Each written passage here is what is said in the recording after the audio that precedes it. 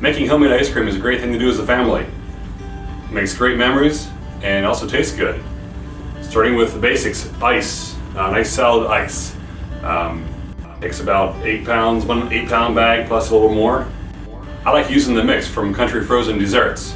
It makes it really simple to make ice cream. Maybe you like to have a favorite recipe or something else you'd like to do. Let's look how I put this together a little bit.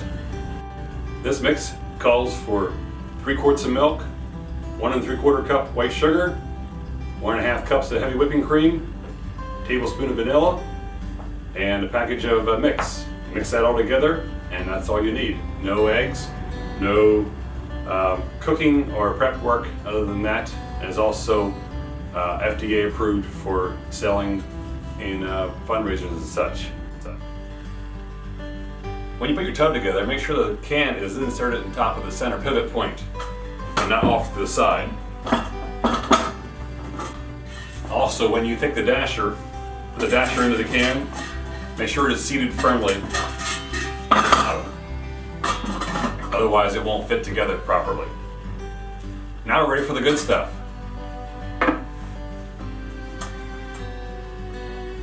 We're gonna put our mix, ready to go, into our can.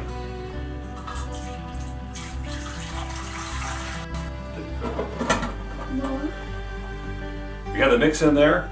It's time to put the gear frame onto the machine. It's best to put the handle end on the fixed end of the ear tub.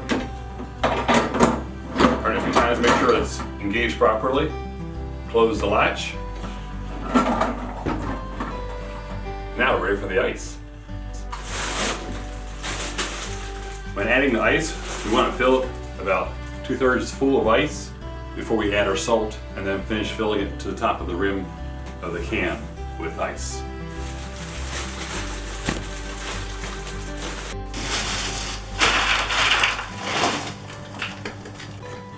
For salt, you can use table salt, or some people also use feed grade ingredient salt. The important thing is that it's pure salt and not a bunch of dirt or minerals in it. Some people use ice melt salt with varying success. The best thing is to get a bulk container full of salt, which is pretty cheap, or if that's not available, the standard table salt also works very well. It's good to use a ratio of 4 pounds of ice to 1 cup of salt. Make sure you have enough of salt, otherwise we can't get the proper temperature in our ice cream.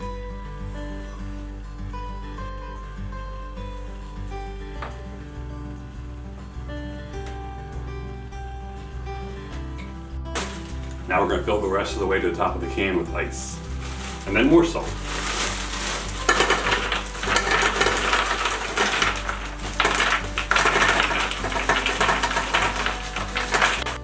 After you finish filling up with ice, you want to top it off with some more salt.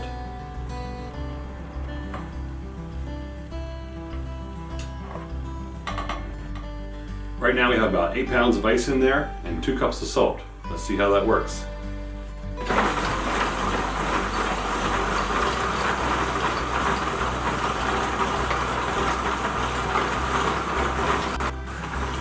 Cranking in a clockwise motion, slow and steady wins the race. If you freeze it too fast, you end up having icy ice cream. If it takes way too long, you end up having nearly butter. Just make sure this drain hole here is always open. If this thing fills up with water and cannot get out the drain hole, it goes into your ice cream. Makes salty ice cream not so good.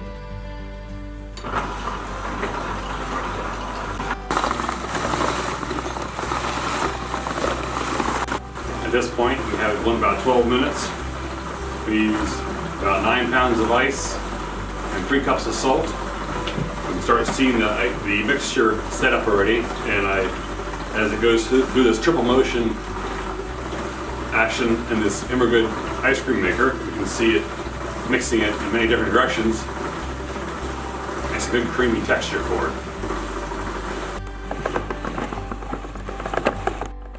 Handy little thermometer here tells us our temperature.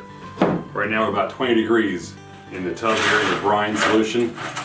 Oftentimes with a good salt ice mixture brine, you end up with anywhere between 25 and 15 degrees Fahrenheit. It's getting pretty firm right now. You can almost see to the bottom behind the dasher. We have about 18 minutes into it so far. Here at about 22 minutes, we have ice cream that's getting against the top of the can.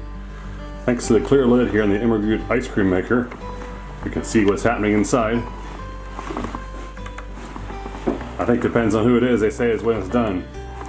Usually when you get tired of cranking is when you say it's done.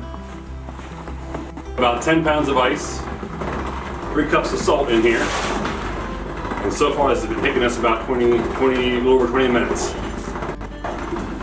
It's cranking pretty hard. Let's check this thing out and see how it looks inside. I'm going to do it carefully, make sure no ice and salt falls in there. Let's take this apart and see how it looks. Ah, we got ice cream, boys.